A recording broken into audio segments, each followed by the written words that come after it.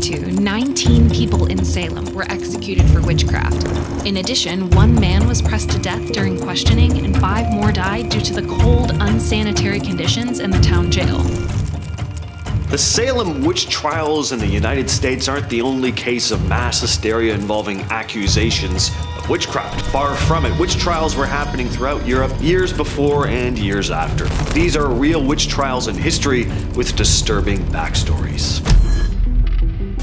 In September 1710, an old widow in Islandmagee, Ireland, began experiencing bizarre, seemingly supernatural events. She'd claim stones would be thrown at her windows, only no one would be outside. Objects would vanish and reappear, and she'd find her bedsheets rearranged into the shape of a corpse. Then she claimed to see a demonic creature that ominously told her that she would die soon. Well, just a few months later, on February 21st of 1711, she died after being hit with intense stabbing pains in her back. The locals immediately suspected witchcraft, especially after a young girl named Mary Dunbar found an apron with the widow's bonnet, and soon after, strange happenings began to plague her as well. Mary started vomiting small objects, pins, buttons, and was said to have levitated above her bed. After weeks of torment, she named 8 local women as the culprits, claiming their spirit images had been visiting her. The town's clergy, led by Edward Clements, took these accusations very seriously and brought these women to court. There was no evidence, mind you, they were just going off of Mary's claims, but the women were sentenced to a year in prison, and during the trial they were attacked by an angry mob. One of the accused ended up losing an eye. Luckily, they weren't burnt at the stake, but the fact that all someone needed to do was make a statement with absolutely no evidence whatsoever, and 3 women landed themselves in jail for a year, is incredibly disturbing. Not as disturbing as these following cases, though. The 1612 Northampton witch trials started like so many others. Noble folk accusing common folk, mostly women, of witchcraft. The main accuser was Elizabeth Belcher, who didn't like a young woman named Joanne Brown. Elizabeth started claiming that Joanne had cursed her, and when Elizabeth fell ill, she was sure that this curse had to be real. Her brother William Avery even jumped on the bandwagon, saying he tried to visit Joanne's cottage to lift the curse, but was stopped by some strange invisible barrier. Joanne, her mother Agnes, and 4 others were arrested and sentenced to hang. The odds were stacked against them, as innocent until proven guilty wasn't exactly a thing at the time, especially when it came to accusations of witchcraft. Once you were accused, everyone just assumed you were guilty. Now, the story goes that before the hanging, William Avery was even allowed to enter the woman's cells and physically attack Agnes Brown, because it was believed that spilling a witch's BLOOD could lift her curses. The Scottish witch hunt of 1661 to 1662 was one of the deadliest witch hunts in history. It began in small areas around Edinburgh, where over 200 people were accused of witchcraft in just 9 months. This quickly spread across Scotland, and by the end of 1662, at least 660 people had been accused, and some reports say as many as 450 were executed, but that number may have been embellished over the years. Still though, a lot of people died. Some historians blame the witch hunt on the end of English rule in Scotland. Before 1660, English judges were more hesitant to prosecute suspected witches, but supposedly once they left, the Scottish authorities cracked down on supposed witchcraft harder. Not sure how I feel about that explanation. I feel like that might be some revisionist history, but church officials also did see the witch trial supposedly as a way to regain influence now that the English were gone again, supposedly. Eventually this died off, though. The witch trial stopped, mostly because non-religious authorities just got tired of the witch panic and finally put their foot down. In 1969, Tucson, Arizona, it was home to one of the strangest witch trials in history, mainly because this was 1969, not 1699.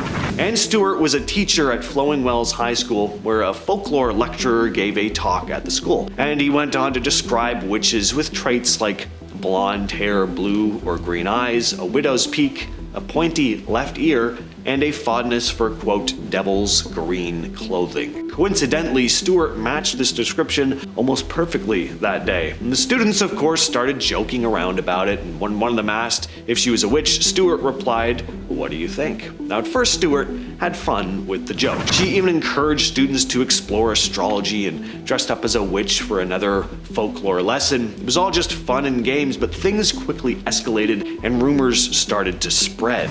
The school district wasn't amused, and in 1971, they fired her for passing herself off as a witch and, quote, teaching witchcraft. It was insane, and Stewart wasn't backing down. She took her case to court, and fortunately the judge ruled in her favor, ordering the school to reinstate her. Reflecting on the situation years later, Stewart was quoted saying, "I surely would have been burnt at the stake by now if this was 18th century Salem." In the 15th century, the remote Val Camonica region in northern Italy became the target of a brutal witch hunt. People were very isolated here. They didn't really know much about what went on outside of their small village. And in 1455, when an inquisitor visited, he was horrified by what he saw. He accused the locals of, quote, rejecting sacraments, emulating youths, and adoring the devil. It's unclear if these accusations were true, whether people were actually sacrificing their young. Probably not, but the Inquisition decided to step in. From 1505 to 1510, and again from 1518 to 1521, they carried out witch hunts. They forced confessions through torment and executed an estimated 100 people, many of whom were burnt alive as witches. In 1682, 3 women, Temperance Lloyd, Mary Trembles, and Susanna Edwards, were accused of witchcraft and executed. The trial also involved 2 other women who survived, probably because they were of higher social status. The 3 who died, though, were poor, unmarried, and lived off charity. They were the type of social outcasts at the time who were prime targets for accusations of witchcraft. Temperance, who'd been abandoned by her husband, sold apples to get by. Well, one day, a young rascal stole an apple and shortly after got sick, and that's when rumors started to spread about Temperance being a witch who poisoned or cursed the apple. And in July of 1682, Thomas Eastchurch accused her after his sister-in-law Grace Thomas fell ill. Eastchurch claimed that Temperance had confessed to witchcraft and had met a mysterious man believed to be the devil who had urged her to harm Grace. Then Mary Trembles and Susanna Edwards were accused after a woman named Grace Barnes blamed them for her own mysterious illness. Both women were accused of using magic to harm people, and the 3 women were tried together and found guilty. They were hanged on August 25th, 1682. And after their deaths, their bodies were dumped in unconsecrated ground, now part of a car park near the University of Exeter, which actually offers a master's degree in witchcraft now. In 1645, Bury St. Edmunds in Suffolk was the site of England's largest witch trial, where 18 people were hanged. Matthew Hopkins was known as the Witchfinder General, later to be played by Vincent Price in the 1968 historical horror film, Witchfinder General. Anyway, he and his team were responsible for 124 witch trials in Suffolk alone in that year. Most of the accused were poor elderly women, but men and wealthier citizens weren't always safe either. One of the victims you wouldn't typically associate with witchcraft was an 80-year-old reverend named John Lowes. After a violent interrogation, he was convicted and hanged as a witch. So you can only imagine how easy it was for old widowed outcasts to fall to baseless accusations like this. This was a pretty chaotic time in England. It was right in the middle of the English Civil War, and there had been an official law against witchcraft at the time. So the Witchfinder General, Matthew Hopkins, saw an opportunity to profit off of this, turning witch hunting into a lucrative business.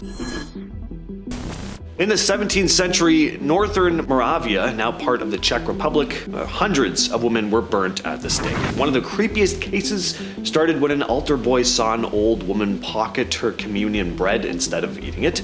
When the priest confronted her, she explained that she was going to give it to her cow. The priest wasn't happy about this. In fact, he was highly suspicious of the woman. He suspected her of witchcraft and decided to report her to the local judge. This set off a chain reaction of trials and executions. The judges who made money from sentencing people to death were coincidentally pretty enthusiastic about finding more witches to kill. They gathered accusations from the public and used torment to force confessions. The hunt spiraled out of control, and over 100 people could be executed in one single trial. Eventually, the ruling class in the area started to get worried because the witch panic was spreading and it was getting a little too close to home, so they pressured their government to end the trials, and finally, the witch hunts came to an end. The Trier witch trials took place from 1582 to 1594 in Germany. The region had been suffering from years of bad weather and poor harvests, and the public wanted someone to blame, so why not witches? The trials were pushed by a man named Peter Binsfeld, a bishop turned witch hunter. Now, witch hunts typically targeted vulnerable old women, as we've discussed throughout this video, but that wasn't the case here. Here, no one was safe. Even when Trier's deputy governor, Judge Dr. Dietrich Flade, tried to stop all the madness, he was tormented into confessing and was burnt at the stake. Over the course of the trials, at least 368 people were burnt alive. One of the few to escape execution was Cornelius Loos, a scholar who spoke out against the witch trials. He wrote a book protesting them, but the manuscript was seized and Loos was imprisoned. But he managed to get freed in 1593. He moved to Brussels and was then imprisoned once again for his anti-witch hunt stance. In 1612, 12 people from the area around Pendle Hill in Lancashire were accused of witchcraft, and their trials are some of the most infamous in English history. They were charged with the deaths of 10 people supposedly caused by witchcraft. Most of the accused came from two families, Elizabeth Southerns and her daughter Elizabeth Devis, along with their extended family, and Anne Whittle and her daughter Anne Redfern. There were also a few others like Jane Bulcock, Alice Nutter, and Janet Preston. Bulcock and Alice Nutter, that's a funny pair of names to put right together. I am very talented. Alright, the allegations were wild. People accused these people of using witchcraft to make people sick or just outright kill them, based on the fact that some of these people practiced traditional healing or fortune telling. And 10 of the accused were found guilty and hanged, and they weren't allowed any defense or witnesses speak on their behalf, so of course they lost. And today in Pendle, you'll find statues dedicated to these women and even a museum on the history of the Lancashire witch trials. With all that said, I've been your host, James. I will catch you, yes you specifically, in the next video.